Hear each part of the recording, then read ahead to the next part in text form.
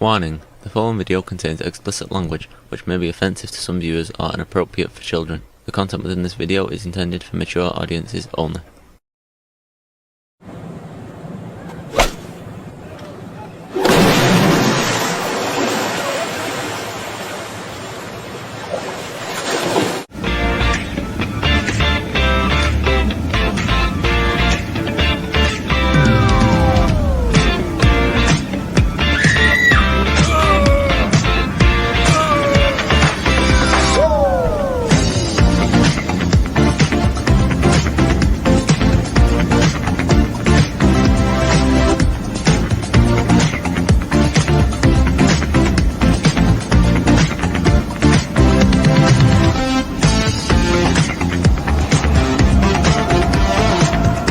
Hey everybody, it's Jeff.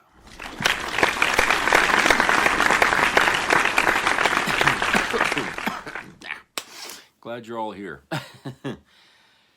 So today, a cold day here in Maine.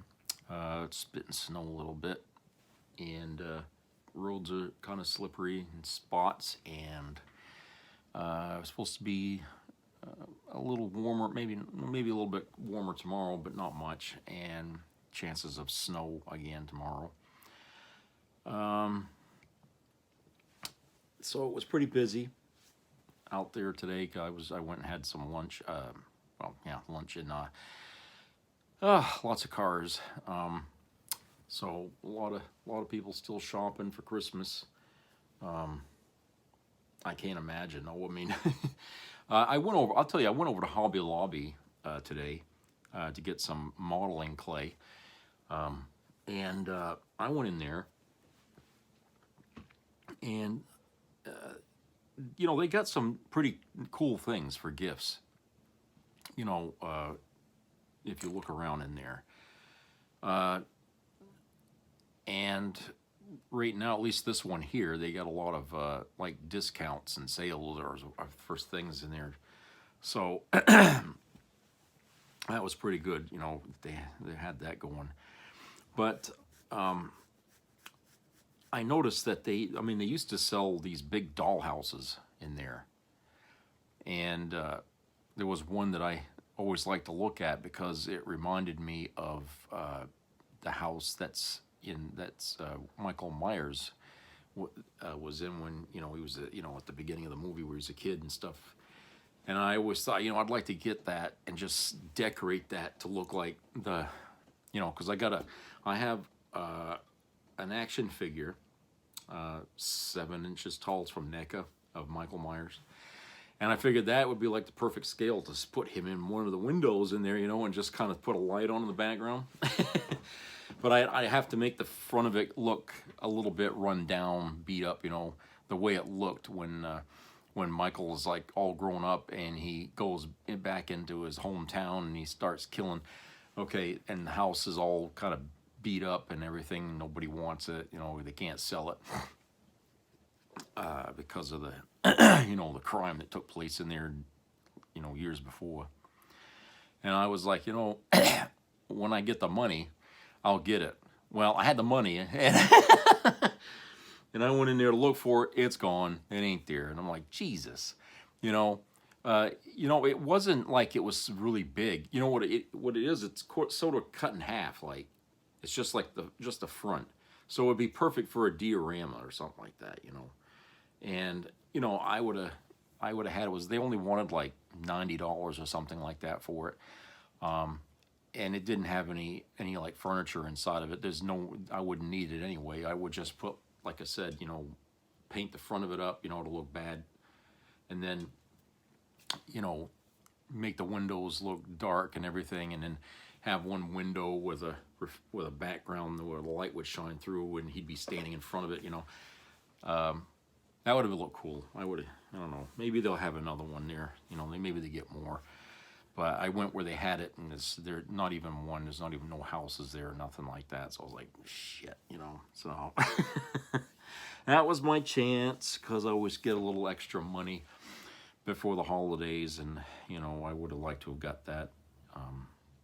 Now that I have a bigger apartment, I'd have had a place to put it too.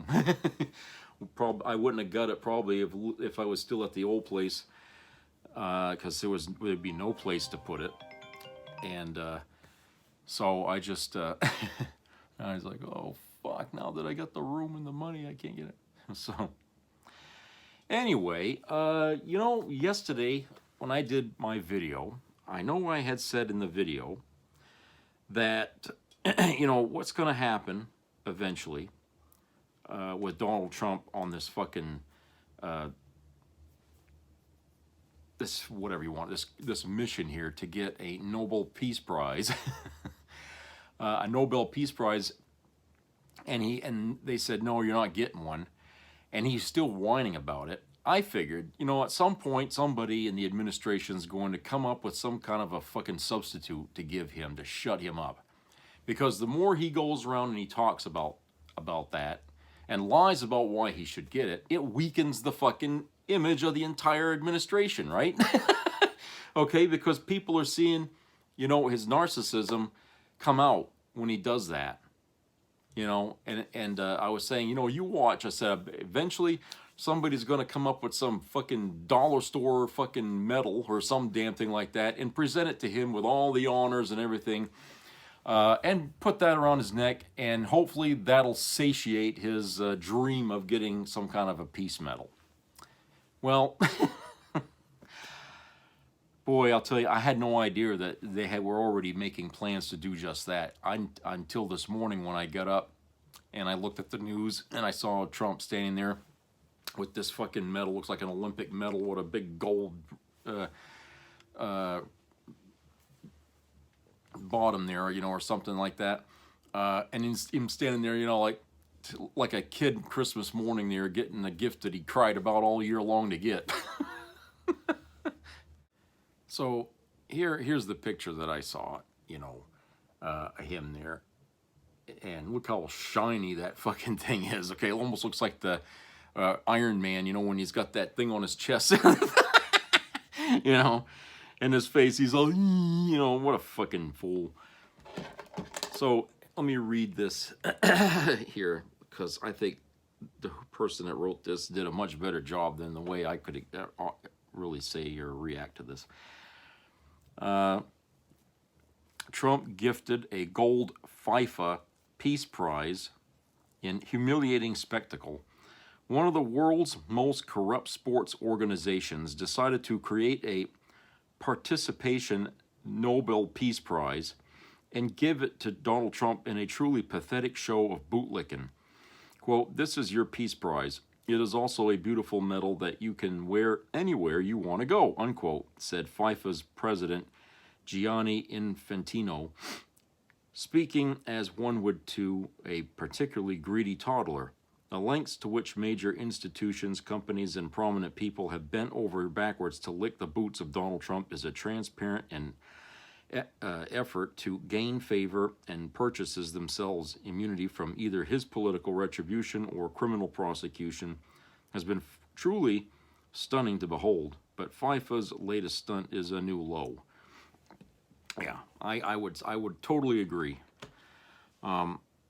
And like us, like they said, and maybe there's a lot of truth to it. Maybe it's just people hoping that he won't do anything to them if they come up with this stupid fucking prize that they've never made before, just for the president.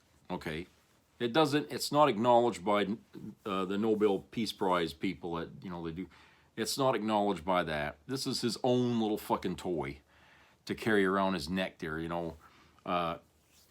and I say, well, if he wants medals, why don't we come up with a medal for the most corrupt president in American history, and he can wear a medal that displays, that's he's, we the first fascist president we've ever had, and he gets a medal for that. Let's pound a fucking piece of iron out and hand that to him to wear, so you can add that to make himself look like he's really important. Goddamn. I'll make a damn costume just for him. Cosplay, whatever. But I was really like, what? I said I couldn't believe it. I mean, I figured at some point somebody would have come up with this idea. and said, let's just give him something so he'll just shut up, and then he won't keep on this bandwagon of, oh, I need to have this medal, I need to have the Peace Prize, I need this, I need that. Just give him something there, make him feel important. Get everybody together, clap and applaud, and drink champagne and all this stuff, and make him feel like he actually earned something. Okay, I remember how some Republicans were saying, well, they give prizes to people that are in second, third place, and I'm thinking, well, maybe, this is what Trump gets, and maybe that's okay with MAGA, that he gets a prize that he didn't earn. Okay, that somebody just manufactured a fucking medal to give him to make him feel important. Like he didn't, oh, well, here's a second place, medal, because you didn't actually do what you said you did, but we'll give you a second place for at least trying to say you tried, or something, that you tried. We'll give you a medal for that, okay? But I think it must have been embarrassing to people, and maybe that's the reason why they gave that to him in such a way, so it made it less ridiculous for those people who knew the truth behind that medal, that it really doesn't stand for anything. Okay, yeah, it's just, I don't know what to say. It's like, I know this fucking guy, and I know the way these people are behaving around him, okay, probably too well, and it's just, it was laughable when I saw it, but I was so surprised, like, Christ, right off. I mean, I was just talking about this yesterday, and I'll wake up and bang. Apparently, somebody had already beat me to the punch and decided they were going to plan doing something like that. But I figured, the way he is, the way this guy is, I mean, that you got to treat him like a kid. Him crying and bitching and moaning all the fucking time. Nothing goes his way, okay? And the only way you can shut him up is to give him what he wants. And I think that's the way they've been treating this guy all year long, is, we're not going to oppose him. We're going to just do what he wants, okay, and ride it out. And and everybody's saying, you don't, yeah, you treat him like a kid, but you don't give a kid something that is he didn't earn or he doesn't deserve. Okay, you're spoiling him. But Trump has already been spoiled, since he was born. So no one ever said no to him his whole fucking life. And when you try to, he turns into a child. He has a tantrum. He gets on Lies Social, or whatever the hell they call that. And he beats his head up against a wall, tearing up his own asshole online, doing that, and it's like, what is this regime supposed to do but, kowtow to him, give him what he wants, pacify him, give him his baby bottle so he'll shut up and stop bitching, God. If there's any sign to indicate that this guy's mind has deteriorated bad, I mean, that's one sign right there, okay? Nobody can defend that kind of behavior. So, let's see this other story here. Okay, remember in the last video about the pipe bomb guy there that, was putting bombs in front of the Democrat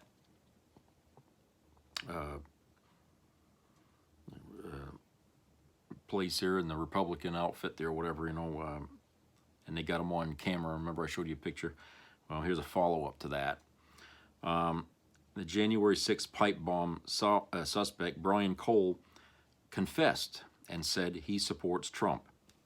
Cole, 30 years old, was arrested Thursday morning at his family's home in Woodbridge, Virginia, nearly 5 years after he allegedly placed explosive devices outside Republican and Democrat Party offices in Washington, D.C. on the eve of the January 6, 2021 Capitol riot. While in custody, Cole did confess to planting the pipe bombs, which did not detonate. Two sources familiar with this interview with the FBI told MS Now. So yeah, I mean, it just, again, it illustrates how the right wing, whenever there's some kind of a political hit job, an assassination attempt, violence, you know, planting bombs. It should be of no surprise at this point now that it's always going to lead back to some extremist right wing person, okay, or a group that's behind these things.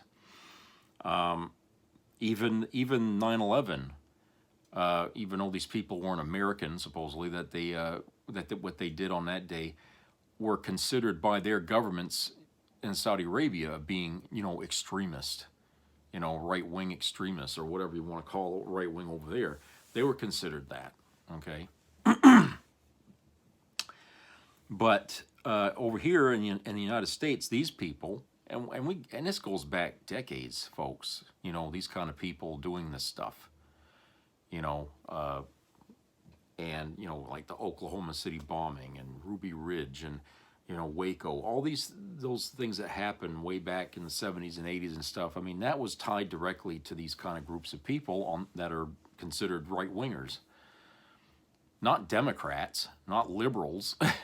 I mean, yeah, liberals can kick up some dust too, once in a while for things that they care about, you know, like saving the whales or something like that. Okay, but the fact is when it comes to assassinations and exploding things and knocking down buildings and shit like that, don't be surprised. Don't cross your fingers, you know, MAGA, that it's a Democrat that did it, or that you can change the reality by hurry up and saying that it was a Democrat when the facts hadn't come out yet, and then you find out, no, it was a Republican. Okay, don't be surprised. What you should be doing is dialing back the fucking anger, dialing back the rhetoric, okay? Don't get out of control. Yeah, Democrats feel strong about things that should be done, okay? And sometimes, you know, once in a while, you'll get, you know, violence from Democrats, okay? But we don't encourage it. All right, you know what I'm saying? We don't encourage it. We understand it, but we don't encourage it. And when we see Republicans do it, and the Republican establishment doesn't seem to really say anything against it until like one of their own is killed, like Kirk there, okay? Until it's one of their own that gets hit, and then they're all out, you know, they're all going ape shit. You know, it's like, well, how do you think that looks to everybody else? I mean, you know, you're not seeing the right kind of reaction. And it's understandable because they're extremists. Extremist people applaud violent action to get what they want, because to them, they feel like the system's gamed against them, and they feel like the only way to fight back is to get violent and to get rough. And yet, you know, who's the ones out there supporting gun rights and stuff? It's always them, right? Because they want access to those fucking weapons. They want the artillery so they can get violent. And they're afraid that one day that's going to be taken away from them and they're not going to be able to get violent. Okay? Forgetting, in, you know, like what Waco, they didn't use guns. They just filled the truck up with explosives and parked it in front of a building. Okay? But they, you know, they'll find a way. These people will find a way to get violent and to kill people if necessary.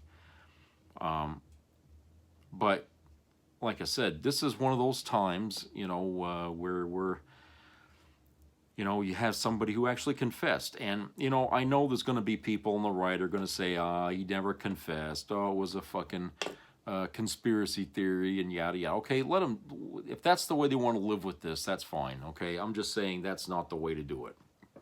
Okay, that's not how you handle something like this. You don't bury your head in the sand and pretend it didn't happen or pretend that they're lying about it.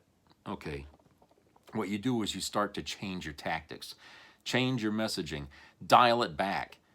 Okay, everybody's saying right now the political structure in this country is so toxic, it's dangerous. Okay, well, who made it that way?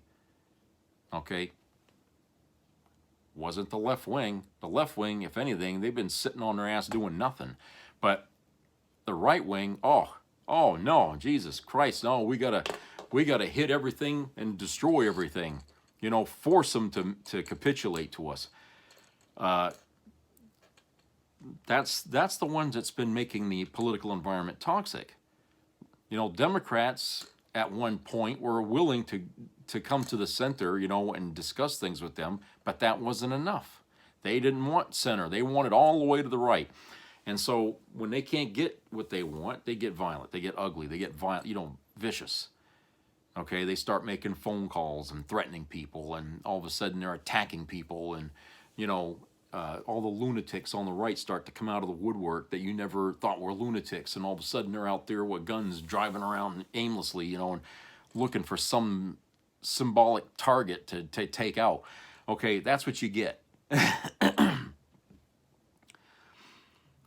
So yeah, it's like I said, this is why we have such a toxic political environment now. It's really because our government has not done its job to suppress these people and to keep the rhetoric in this country concerning politics, you know, to a medium, you know, basically where we can at least have some kind of civil discord without having it come to blows.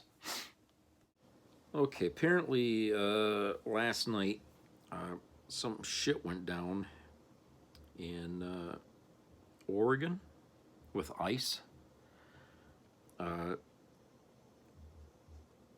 They knocked out a peaceful protester and dragged him inside a utility cart. And witnesses are screaming, "You guys knocked him out, he's not moving." This is on, somebody recorded this and posted it on TikTok, and it also ended up on X. So let me run this here. Watch out. Hey, what the fuck? Why? What did he do? Are we surprised that you guys don't know what you're doing? Like, serious. You're putting him on the cart? What are you doing? Oh my god. You can try to keep getting in the way.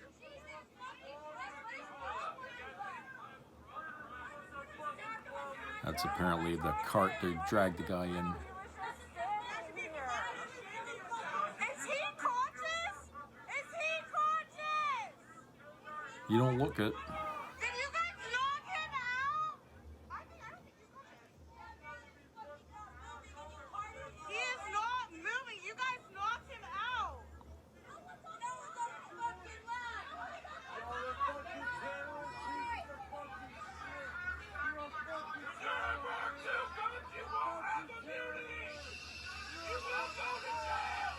You're going to prison! Yeah, so that's what went down last night, I guess. And then an agent tackled another woman to the ground and pushed others who were just standing there. And this happened outside the ICE detention facility in Portland, Oregon. So, yeah, again, more violence from ICE, which is not surprising. This has been their staple here all year long, is getting rough and rough with people. And they hurt somebody bad enough, they knocked him out. Christ, he could be dead for all we know. And, you know, that's just how it is.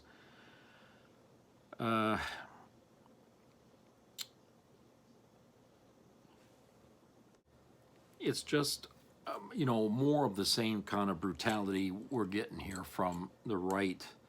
And in this case, from the right that's hiring or getting help to do their bidding, you know, ICE, okay? And then you have Senator Cotton, Tom Cotton from Arkansas, talking about the September 2nd follow-up strike that people are calling was a potential war crime. And he comes out and says, well, we killed them and we were right to kill them.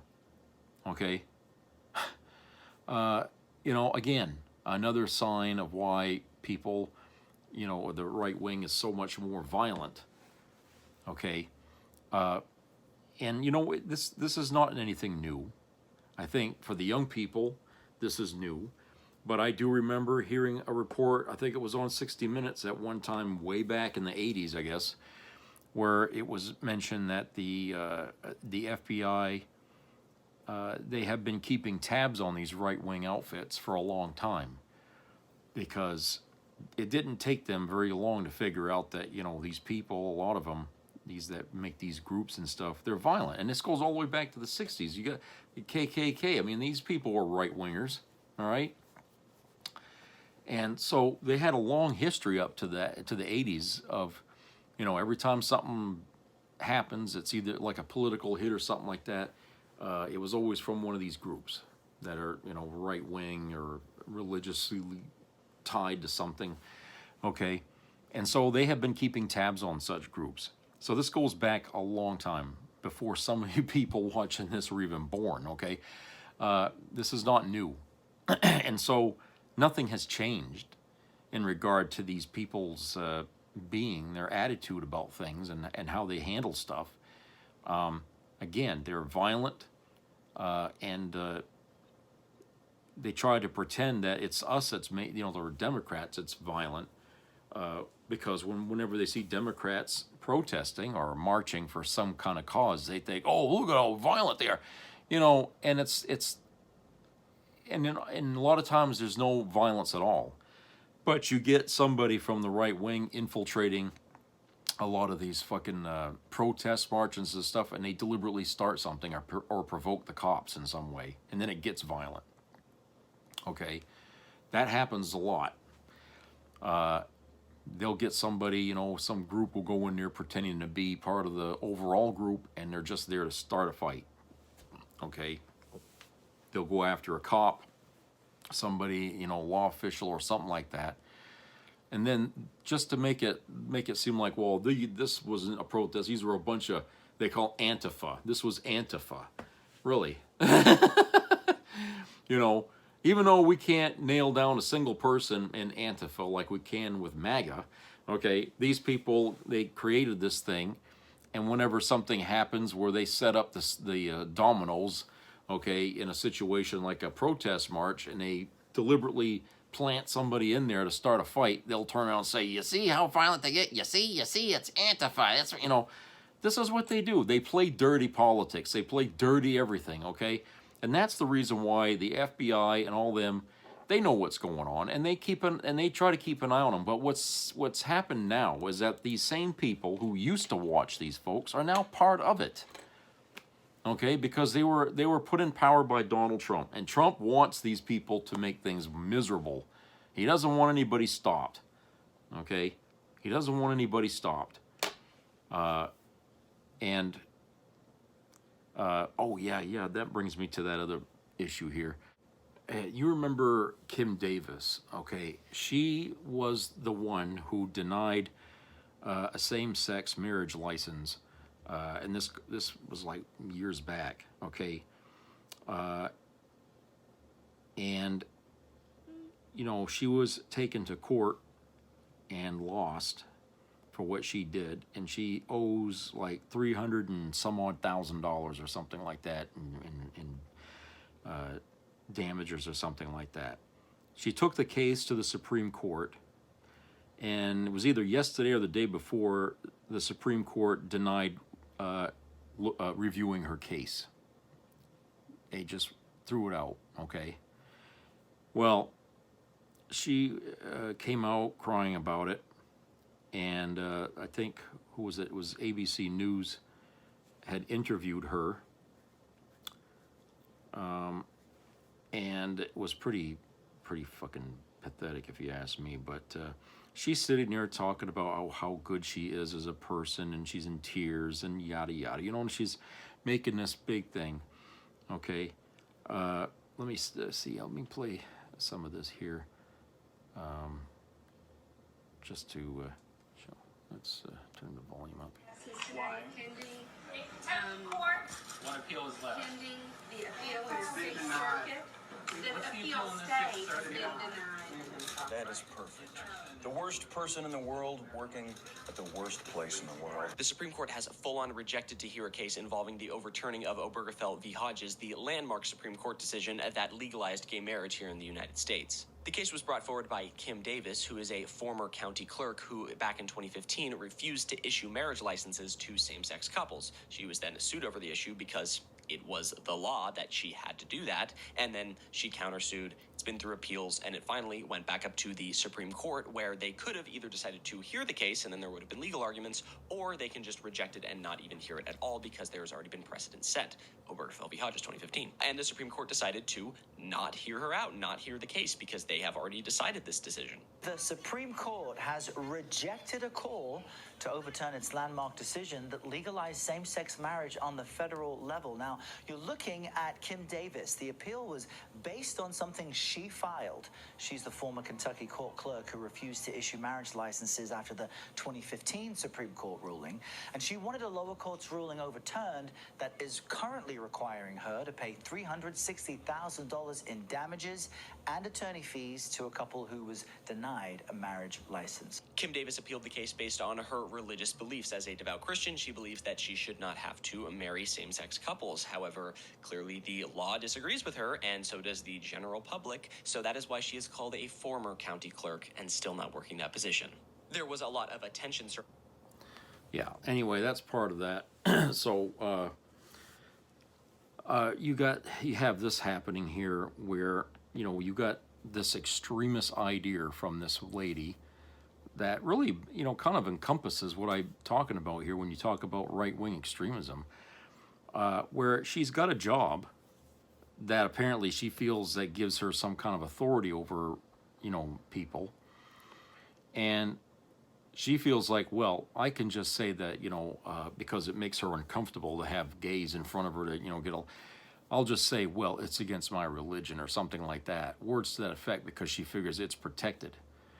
Well, it is protected, however, you're working in a government job, okay? And in that job, you don't have that luxury to deny people service. You see what I'm saying? I mean, if you have a religious qualm about something like that, then you shouldn't have that job, because they're not looking for people who are going to be exercising their own values over the duty of their work. Okay, there's no place for that in that kind of job. But she figures, oh, well, I can do this and get away with it. And she found out, no, you can't. And the Supreme Court ain't going to touch that. So she's, you know, again, angry. And it was kind of a surprise for the Supreme Court, especially that's controlled by Trump, that they sided against her. Maybe they feel like she's, you know, a loose cannon or some damn thing, or maybe she's not the right person that they want to, you know, have to be able to do something concerning something like this, because she comes off as, you know, kind of bizarre and really nutty. I don't know. But for some reason, the Supreme Court just wouldn't hear it. They said, no, we're going to side with the lower court, and we're going to just say, that's it. You know, we can't do anything more for you. You're going to have to pay the $$60,000 fine, damage penalty, whatever. You're going to have to do it, and we're not going to protect you from that. And so she's crying. She's upset. She's pissed off. And this has been a story that's been going on for years here, since that shit happened way back. Okay. And I think that because so much time has passed, things have changed somewhat as far as society's view on gay marriage. Okay, I think back then, when she did deny that, she had more of a support, I think, of people backing her. But now, after all this time, I think that the backlash of years of, you know, people, you know, the gay people having more rights, more respect given to them over the time, that now she's looked at as sort of, well, you know, she's old school thinker or something like that. Okay, she's not moving up with the times. So they see her as a hindrance and not actually somebody you want to, you know, stand behind to push an agenda, because her agenda is becoming outdated. You know, her views on homosexual marriage and stuff is becoming outdated, because it's happening so much nowadays that that's really not the number one priority now in people's minds. All right, so, you know, a lot of Americans have pretty much said, okay, fine, if that's what they want, fine. Okay, we can't fight it. Just let them have what they want, and then they can shut up about it. But she's still out there trying to cry her crocodile tears about how this has happened and how she can't even get the Supreme Court to back her. And now she's crying, oh, it's, my faith, my religion, yada, yada, blah, blah, blah. Okay, so we just, like I said, the right-wing extremist, okay, they will fight tooth and nail. They will get violent. They will get holier than thou. They will do all these things, okay, to push an agenda. And usually it's an agenda about something they can't tolerate. And it's not like the things we're asking them to tolerate are unreasonable. It's about people having rights to their privacy, rights to what they want, how they choose to live.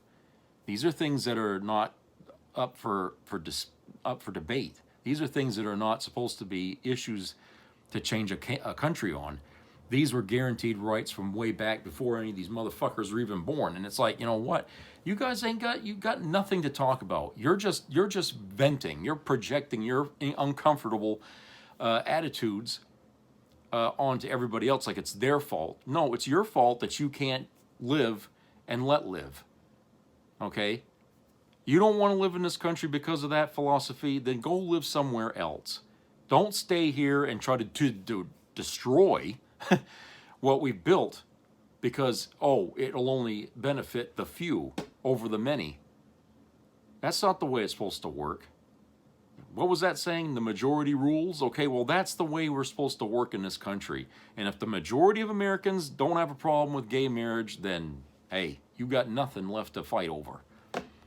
There's no discussing it at this point. You just need to fucking understand it, and evolve with the rest of the country, okay? And maybe eventually, somewhere along the way, it'll dawn on you what this country is supposed to be about. You suppose? All right, let's go to commercial break. Be back.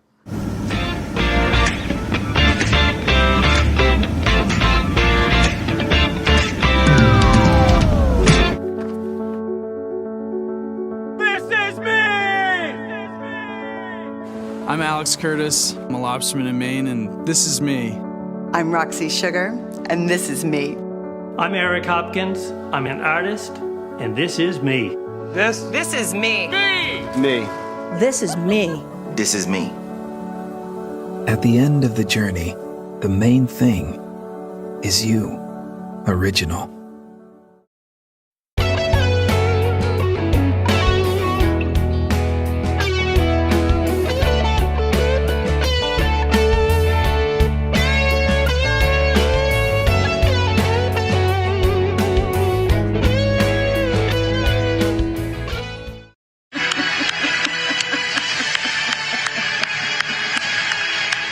I'm done.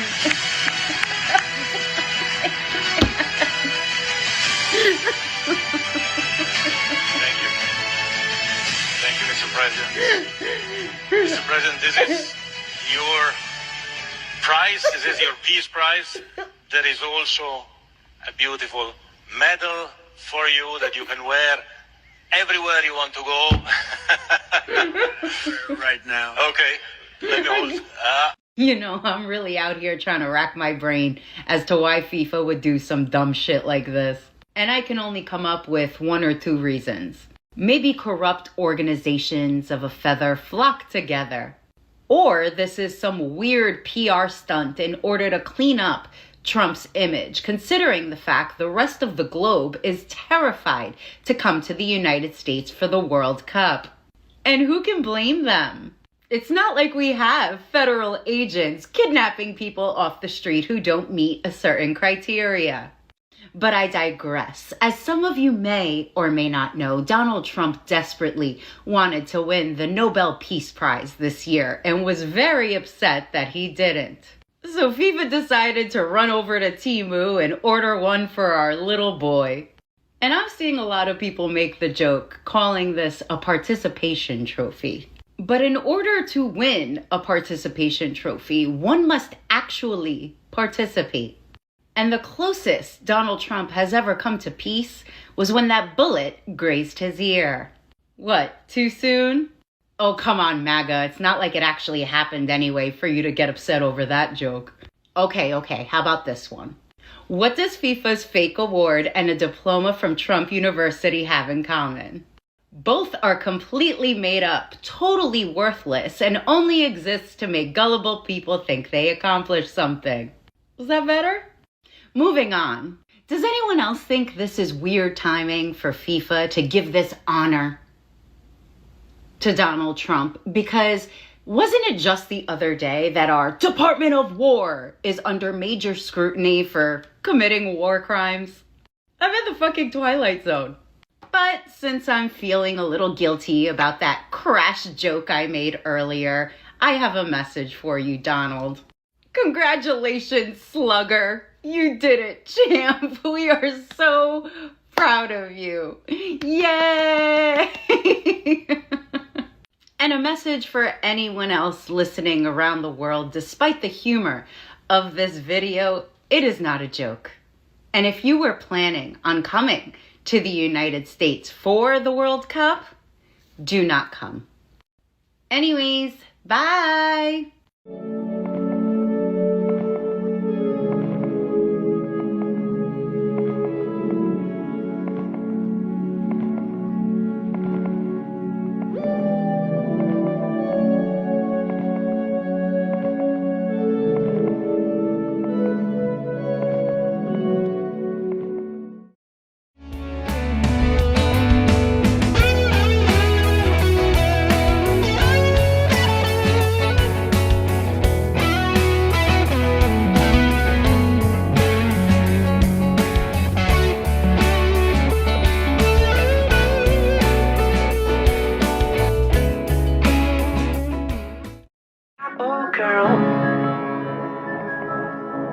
But I'm a few percent of your love. So I believe in you when you said you had love. It seems to me time I can connect. Stephen Miller designed it. Donald Trump demanded it. Kristi Noem and Holman ordered you to do it. Illegal deportations, mass raids, rounding up people who are here legally, arresting citizens, family separations, snatching students off the street for tweeting, detention without hearings, shipping them to foreign prisons, deportations defying court orders. When government agents like you abuse your power, when you trample civil and constitutional rights, you can be held personally liable in civil court. You can lose everything, and Trump can't pardon you. That includes ICE, that includes CBP, contractors, DOJ, even the White House. Yep, every last Trump official pulling the strings. Even, well, especially the lawyers. If you think you're safe behind badges and titles, you're wrong. You do a hard, dangerous job. You're vital to our security. But what they have you doing now isn't law enforcement. It's just lawless, and you'll pay the price for following illegal orders.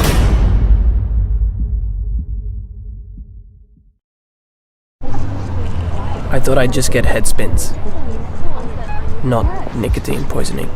Oh my god. His vape taped. I wanted to be social.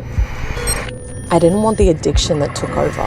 I thought it was just a bit of fun, but not being able to breathe because of lung damage is definitely not fun.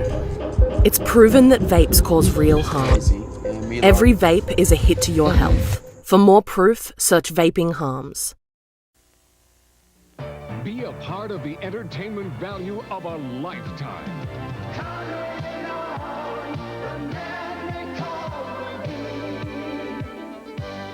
I loved it.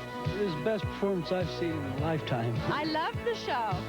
I liked it very much. He's a very entertaining man. It's well worth the money.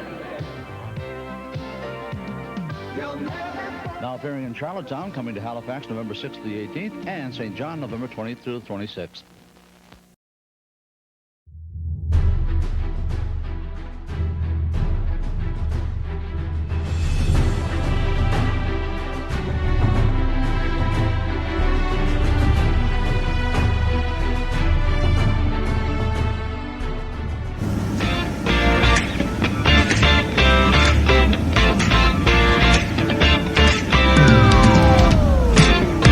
Welcome back, folks. Okay, this here big business news thing here about Netflix.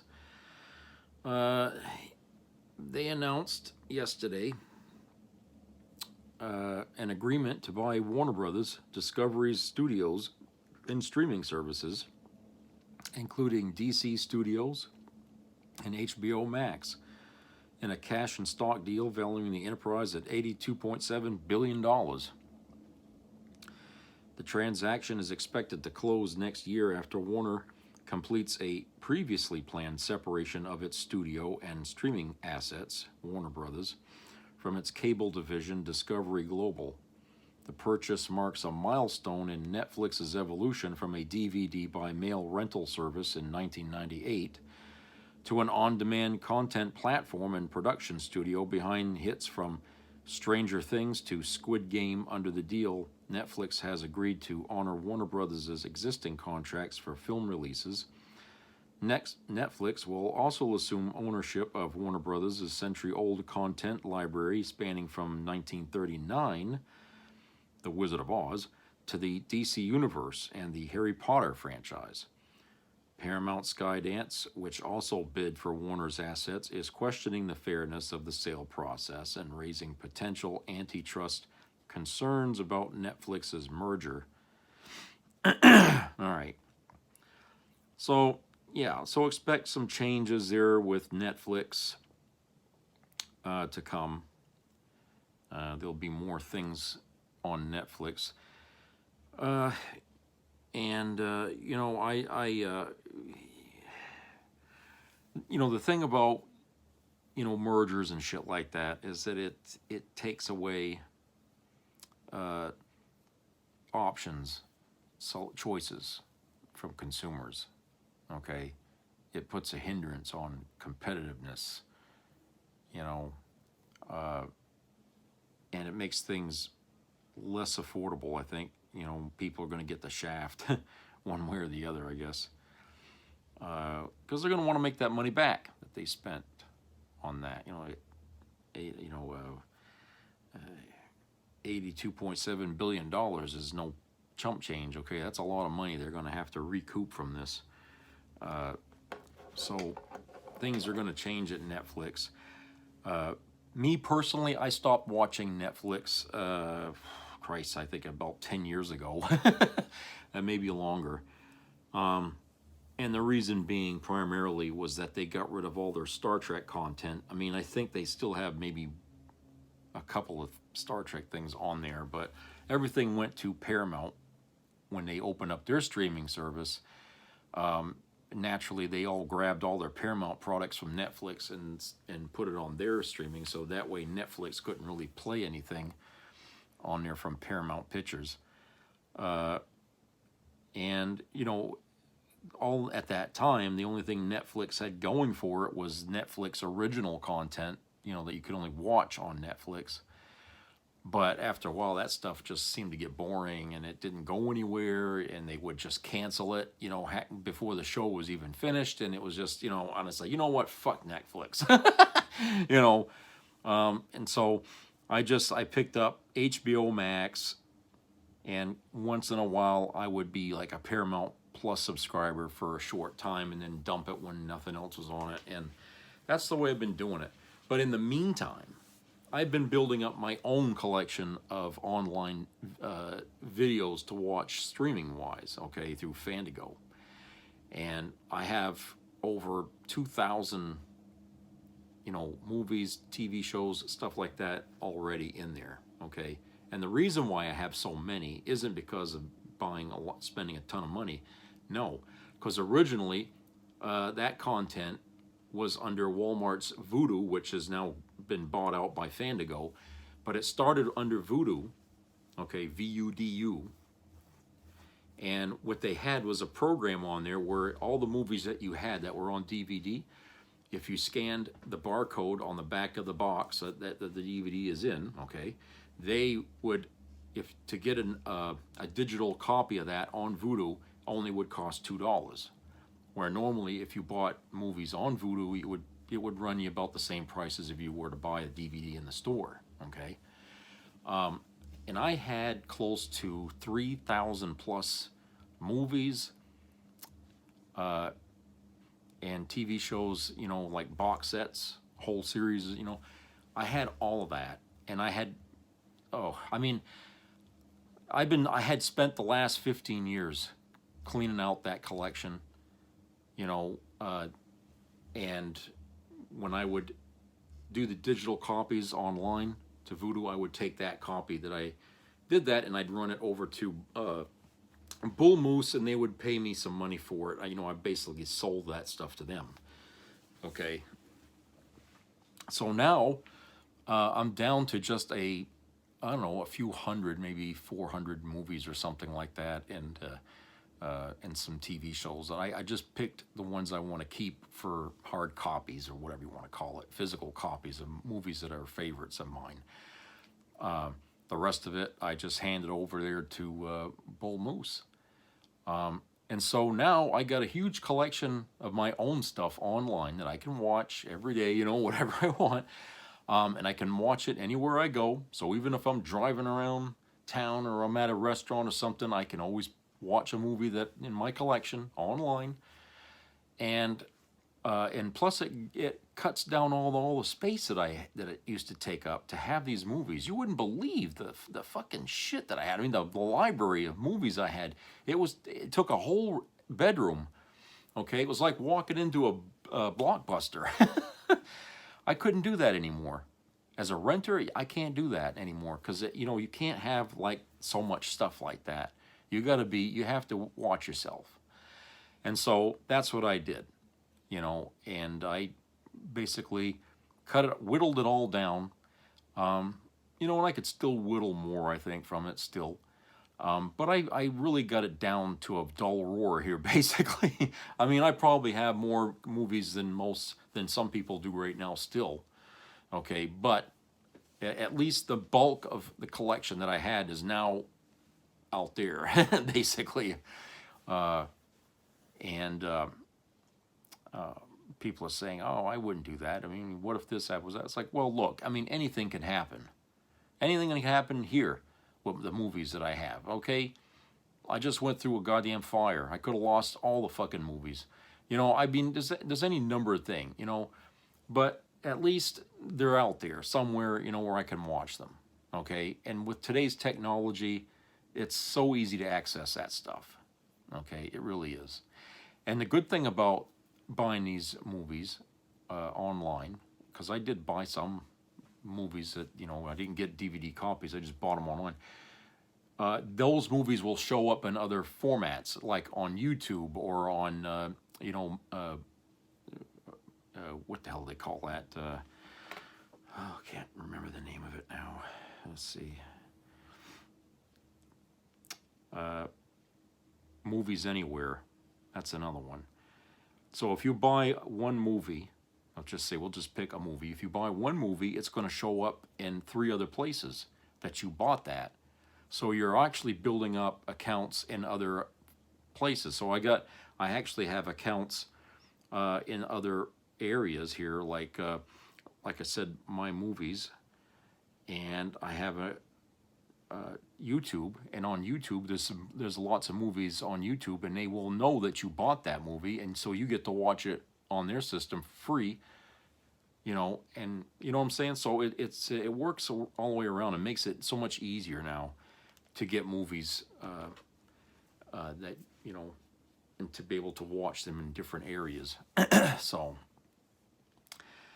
but yeah, I mean, that's what I did with my big movie collection. So yeah, it's all out there, and like I said, I save the ones that I like the most as physical copies, as well as being on the streaming service that I have. So yeah, I mean, isn't that kind of the way it is now in the 21st century? Now everything is up in online in the cloud, whatever the hell they call it.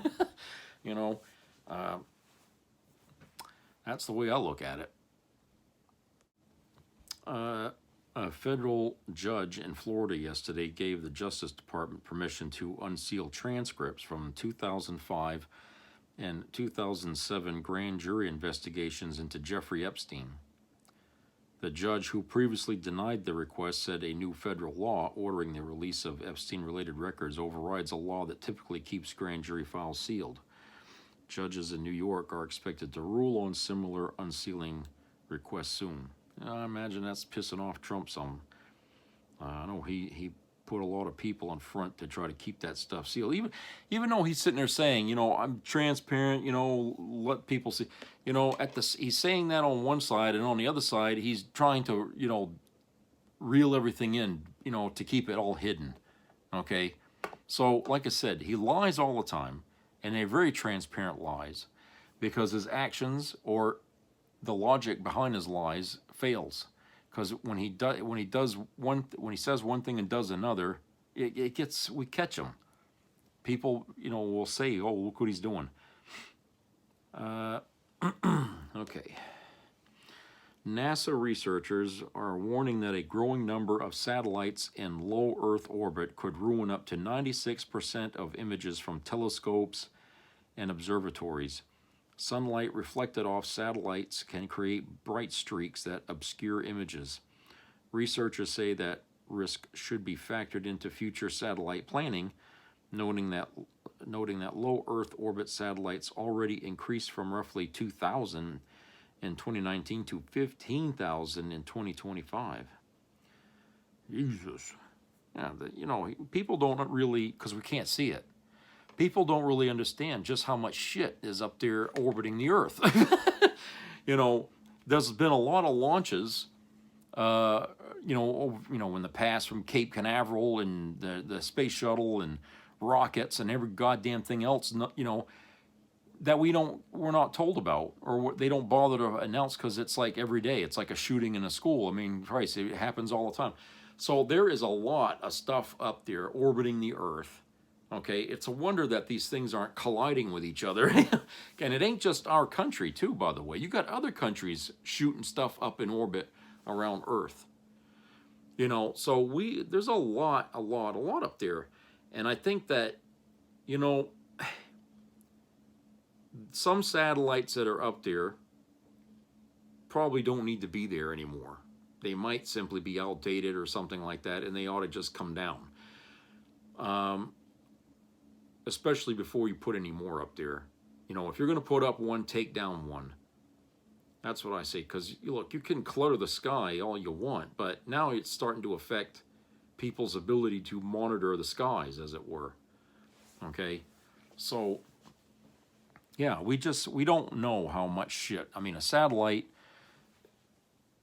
you know, from Earth looking up at it is like a pinprick. I mean, of course, it's, you know, it's bigger, but you're not going to see it that well at night, unless it's really clear. But there's a lot of fucking satellites up there. Too many, in fact. I mean, we can't control other countries on what they launch and put up there, but certainly we should just reevaluate the ones that are up there and say, you know, how many of these things can we live without here? You know, and maybe the ones that are up there that have been up there a while are probably the technology is old, and we could replace that with something newer that could do the job of 3 satellites instead of just 1. You know, I feel like, you know, we need to pay more attention to that. If anyone's really interested in the clutter that's up there, you know, I don't know. I mean, I just think that that's something that, you know, we don't really think about much. But when you talk about it and they give you the numbers behind it and you're like, wow, 15,000, you know, that's a lot. That is a lot. Way, way a lot, you know. Okay, Egyptologists confirmed the discovery of a pharaoh's tomb. Archaeologists uncovered a trove of 225 figurines arranged in a star shape within an ancient Egyptian tomb, a rare find given how many sites were looted over the centuries. Symbols on the figurine suggest that the resting site was intended for Pharaoh Shoshank III. Shoshank III, I think that's how you say it, though his body was missing. Shoshank III ruled during a civil war, so the research team believes political unrest likely foiled his burial plans. You know, you would think that after all this time, we would have found everything, okay? You know, concerning, you know, Egypt and those that whole empire that existed back then.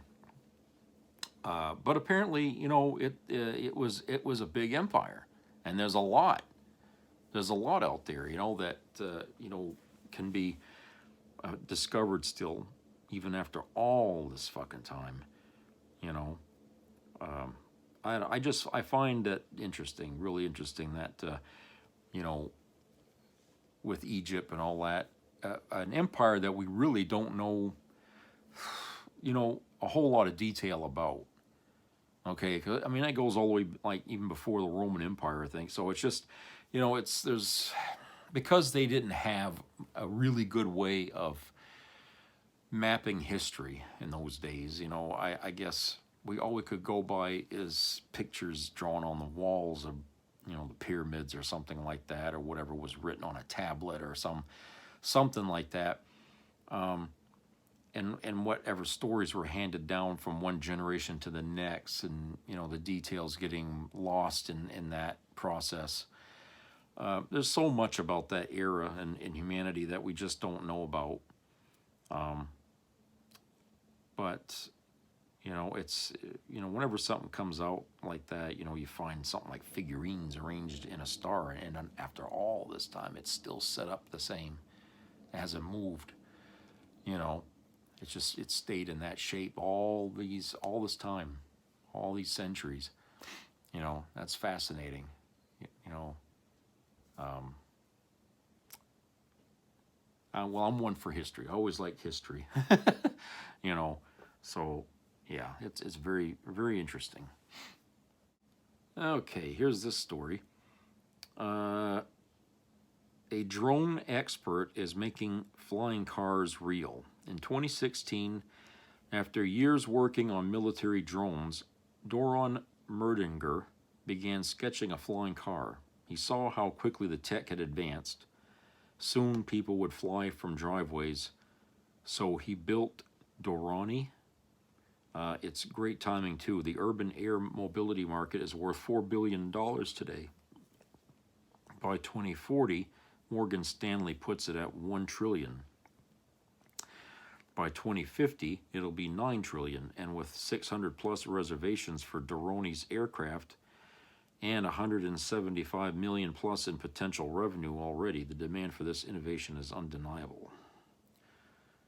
Let me see this here, Dorani. There's a website here. Oh yeah, okay. I see this. Dorani.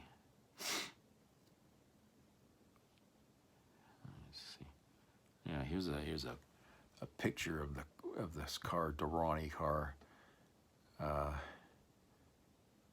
Kind of looks, you know, it's got wings on it, and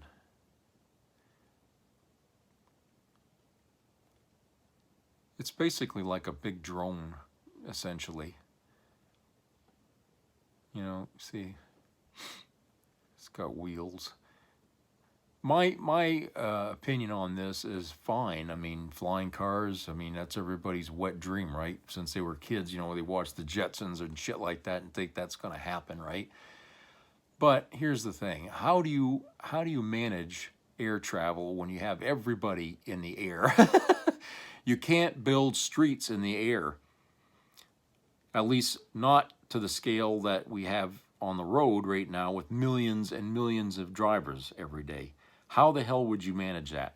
You know, that wouldn't be an easy thing to do. You can't just let people fly and go in their own directions. I mean, imagine the air traffic control would be a mind-boggling, insane idea. I mean, I mean, it would be like, you know, there's no way on Earth, you know, an air traffic control tower could regulate or manage the direction of all these fucking cars or flying cars. You know, so I'm thinking, you know, if you're going to do this, if you're going to give people the ability to fly a vehicle, then you're going to have to rethink the whole idea about, you know, how do you say it? Air traffic control. Okay, because now it's no longer going to be just limited to, you know, Delta and all them and their big planes coming and going, which is bad enough as it is, okay, considering how many planes are in the air at any given minute.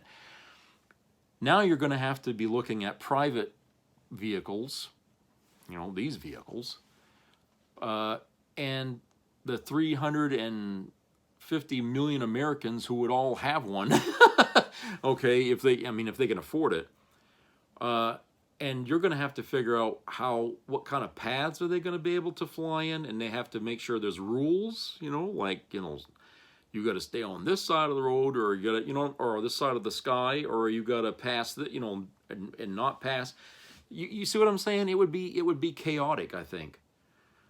And would that interfere with passenger airplane flying? I mean, think about them and how they're going to have to watch out for, you know, traffic more than ever when they're coming in for a landing or taking off. I mean, it's just, you know, it would be insane, if you ask me, if average citizens were able to have these vehicles and fly, okay? Now, the other side of this could be that only wealthy people would have them. It's like, well, they got private jets now. Tomorrow they'll have cars that'll fly. And maybe these cars will be priced so high that, you know, only the rich could have them. But still, I mean, that is adding more vehicles in the air, you know. And think about on the ground, you know, if some asshole up there is not flying right and he crashes into a house on the ground or something, I mean, that could happen. Would the skies feel at all safer? You know, would people maintain these things? You know, maintain them at their peak? Because anything that flies, people, and I've been in the Air Force, so I can tell you this firsthand, anything you put in the air has got to be working almost at 100%. It ain't like the vehicles on the road where you could drive around with a tire that's not inflated to the proper weight, or you got, you know, rust around the body of your vehicle, or you got something missing, you know, like a bad spark plug, and you could still drive. That can't happen in an aircraft. Any small fucking thing that is not right has to be dealt with immediately before you can use it again. So when you have vehicles that can fly, that's going to put a great demand on the person who owns it, that you're going to have to keep up with the maintenance on this thing. Every time you fly it, you're going to have to check it over, just like they do in the military, from front to back, to make sure everything is where it's supposed to be. Okay? That's going to require a lot of maintenance hours. And how many people that buy these things are going to bother with that? They'll probably hire somebody to do it, but you got to have money again. That's a process, and things like that are not going to come cheap to fix. Okay, you think buying brand new tires for your vehicle is expensive? Try buying new blades for the rotors or something that'll put. No, I'm sorry.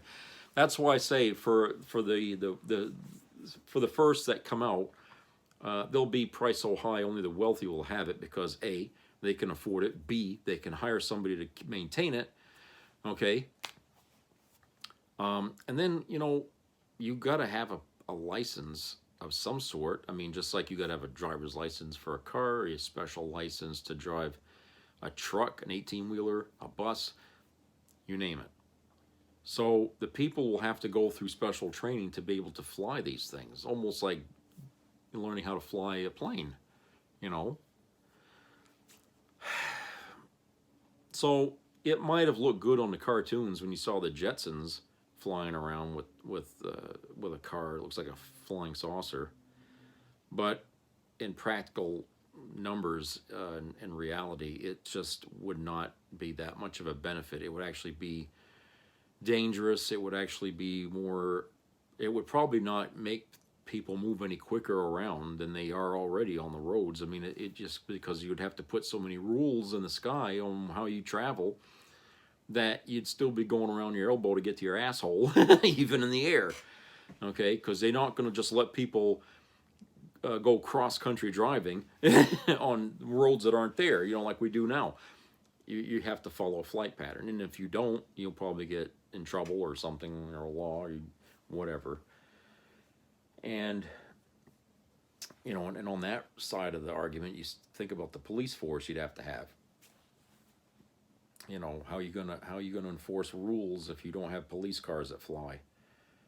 You know, so I don't know. It's a fascinating concept, but I think it's too soon for us to even go in that direction yet.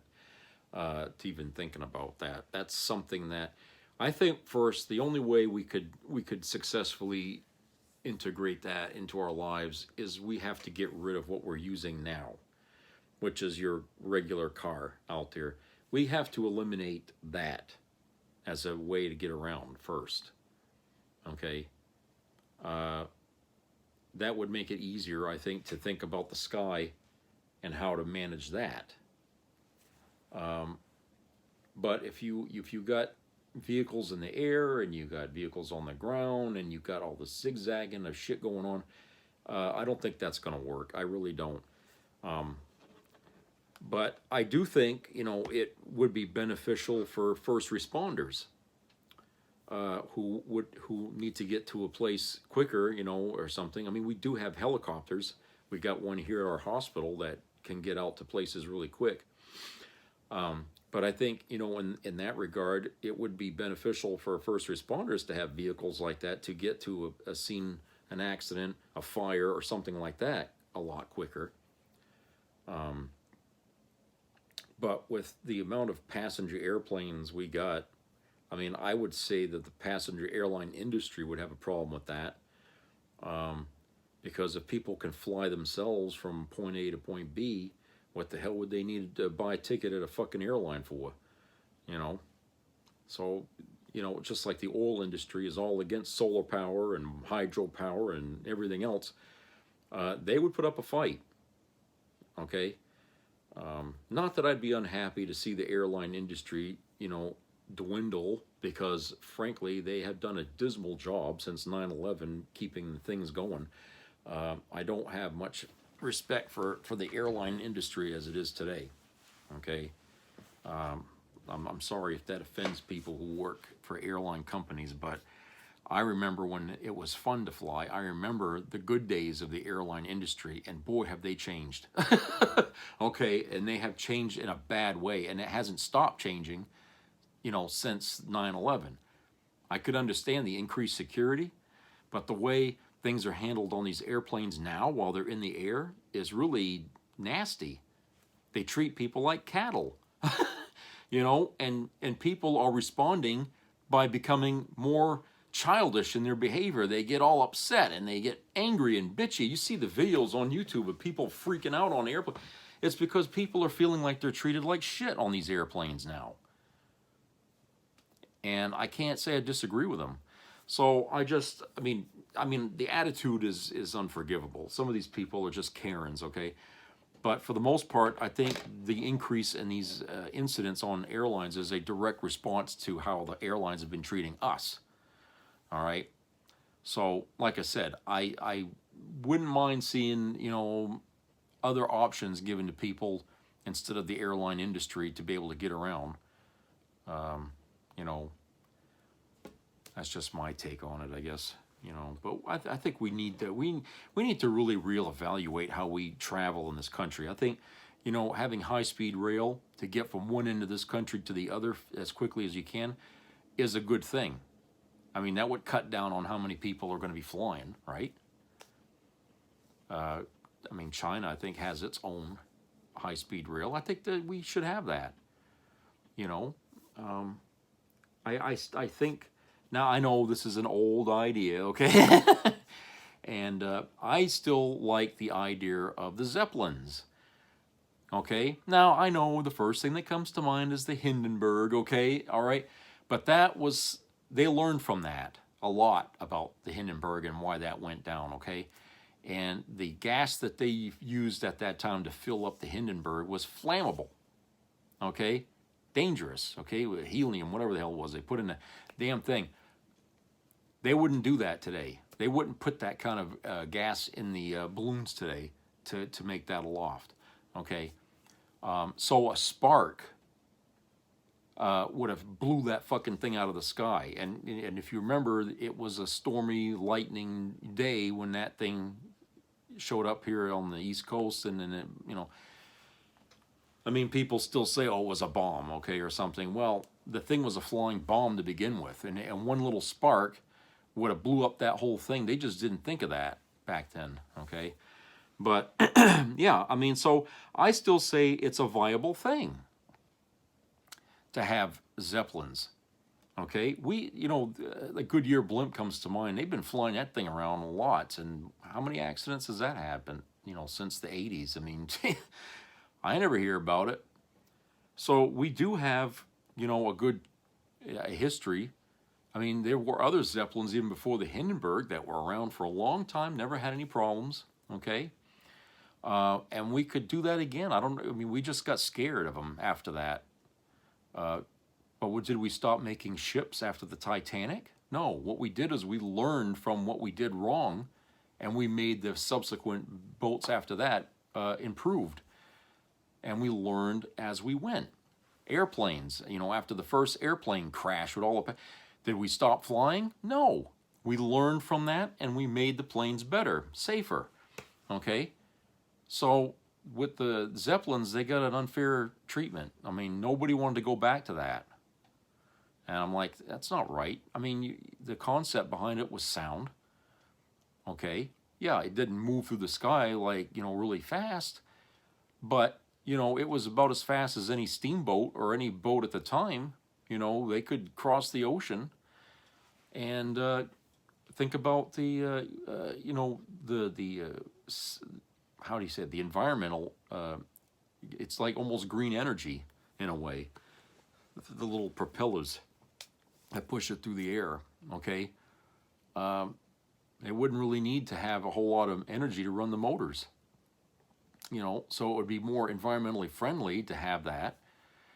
And considering the technology we have today, we could really make those things go good and really improve on, you know, after all this time on the idea of the Hindenburg, you know.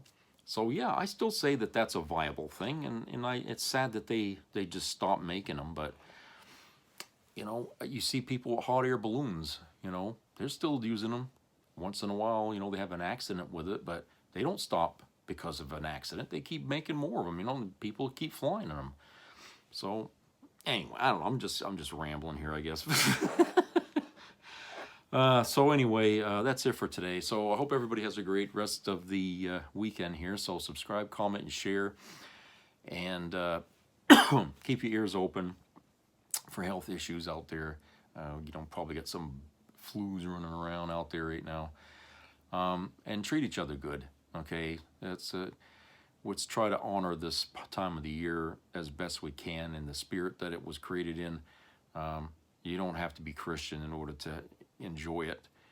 It's for everybody, and we should embrace everybody into it because it's a happy time. It's supposed to be a happy time, and we want to spread more happiness around. We certainly can use focusing on that than all the shit that's been going on in DC, right? So, all right, I'll talk to you guys later, so take care.